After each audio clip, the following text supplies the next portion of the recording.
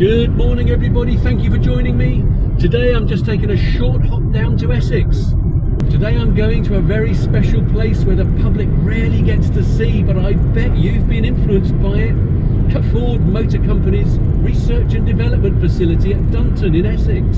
Welcome to the Dunton Test Track 10.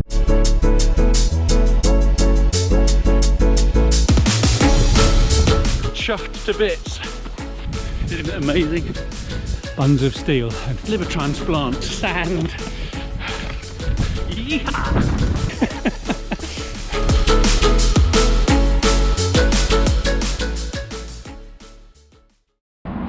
Firstly, I need to begin with an apology. Last night was the Royston Runners dinner dance and I had a lovely time, met some super people, but I'm afraid I wasn't feeling too well and actually left a lot earlier than I planned and went without actually saying goodbye to anybody, so my apologies for that. And to be quite honest, I'm not sure that a really big protein dense meal and a late night is good training for a 10 miler, but we'll find out. So we start here, we do half a lap of the track and then run out.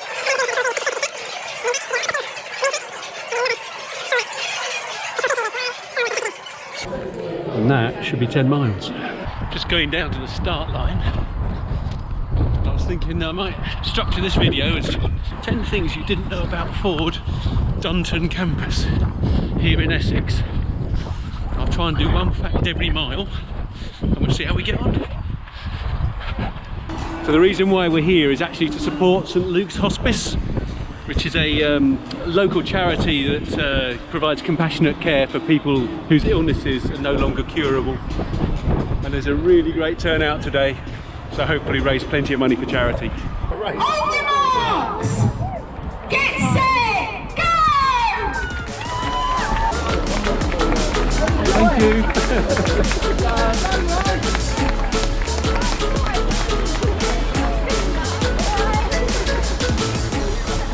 I'm just going to treat today as a 10-mile long run, ready for next week's Edinburgh Half Marathon. So we know already that this is a test track, so they clearly test cars or engines here. I'll explain why it's banked like this a little bit later perhaps, but what else do they do here? And what cars or engines have they developed here? You may be surprised to find out. So there's mile 1.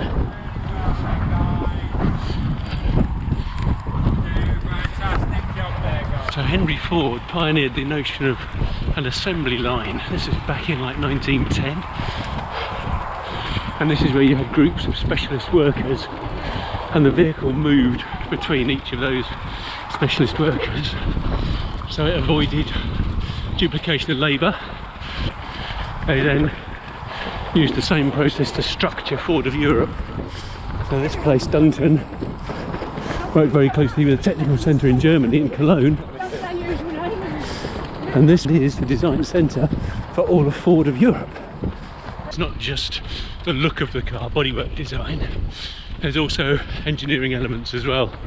So there's about 4,000 people work here, 3,000 engineers and 1,000 administrators.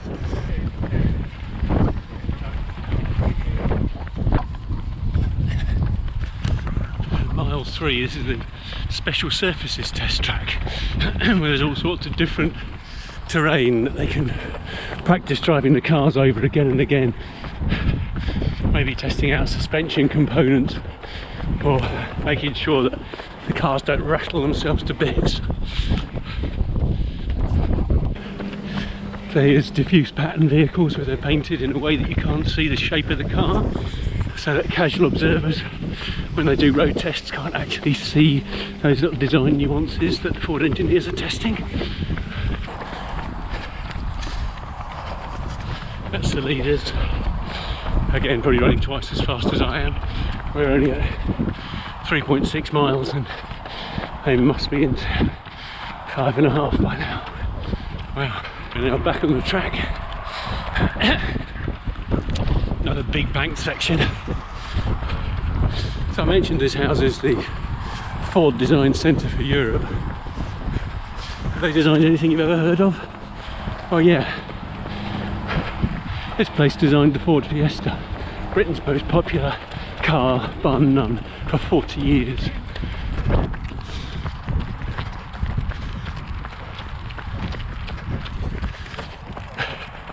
But it's not just the Fiesta.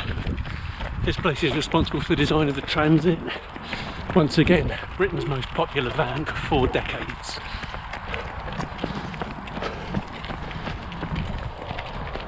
The banking is steep.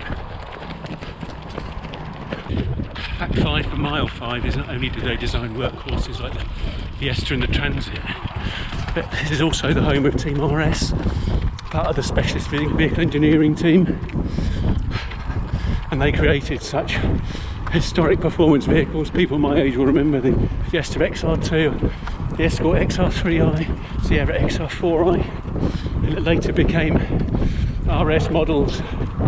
So the RS Sierra Cosworth and Escort RS Cosworth as well. Oh my god. That's the leaders. They've only got half a mile to go. Can't be right.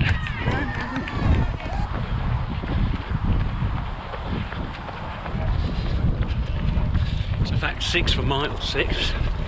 I told you about the Cosworth, the Escort Cosworth and Sierra Cosworth. Well, what is Cosworth? Cosworth is a specialist vehicle company in Northampton that works really closely with Ford. That takes their already high performance engines and makes them even better. And they work very closely with engineers here. And Cosworth Ford engines developed here have gone on to huge international success.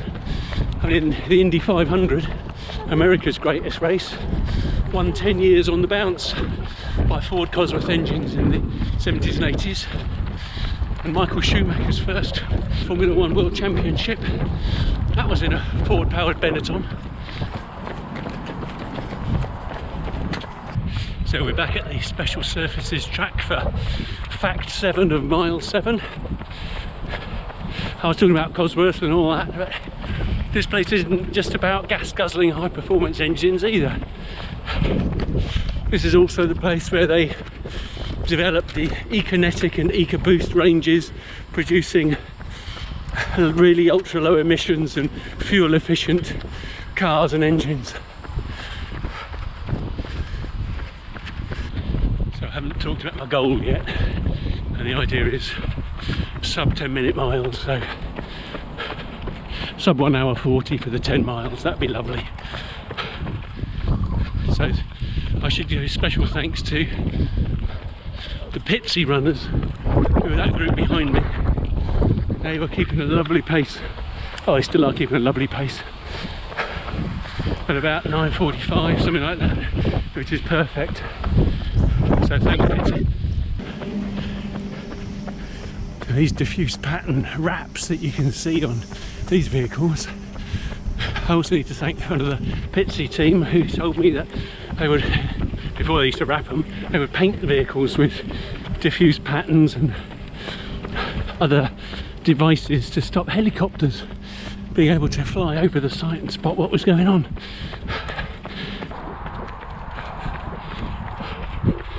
So fact 8 for mile 8. It's not just internal combustion engines and high performance gas guzzlers and all that. Ford's also working with electric engines.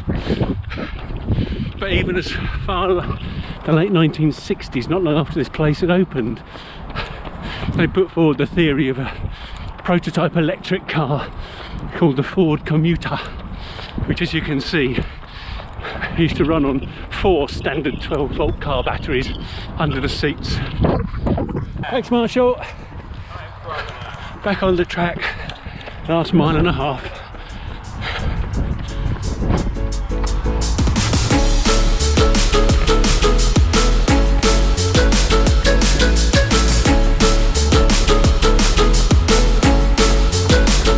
So rather cruelly, I now have to run past the finish, past the barbecue, past the coffee, because I've still got 1 mile to go before I collect my medal.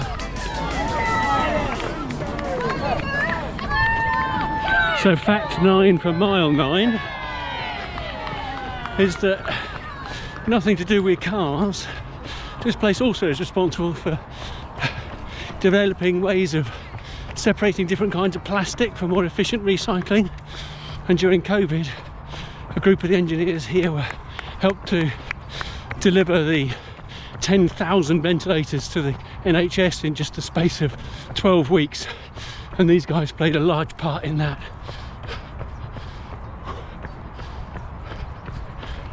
So earlier I asked the question, why is this banked like this? Well, these cars get driven for hundreds of miles and they want it to be effectively in a straight line so that it doesn't put any unnecessary strain on one side of the car or the other, or strain on the tyres one side or the other, which if they had to keep going around corners would. So these banks are designed, if you go around them at 47 miles an hour, 75 kilometres an hour, the centripetal force that's throwing you out is counteracted by the force of gravity going down, which actually gives the equivalent of the same as if you were driving straight on a flat road. And that allows them to really accurately test out these cars. Clever, these fellas, aren't they?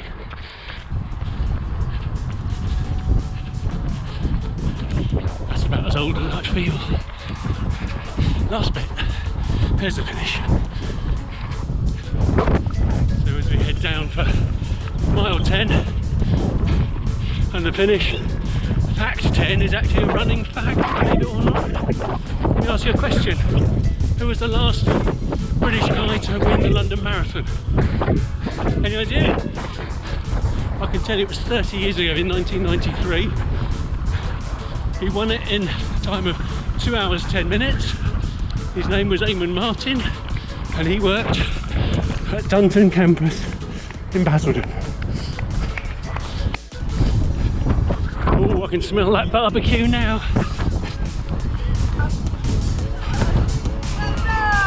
Thank you. Thank you. Thank you. Oh my goodness.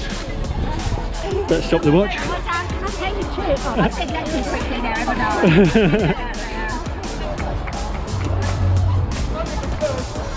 10:09 miles, pace of, or a time of 1:37, so pace of 9:38, and I'm very happy with that, and raising money for St Luke's Hospice, so very happy.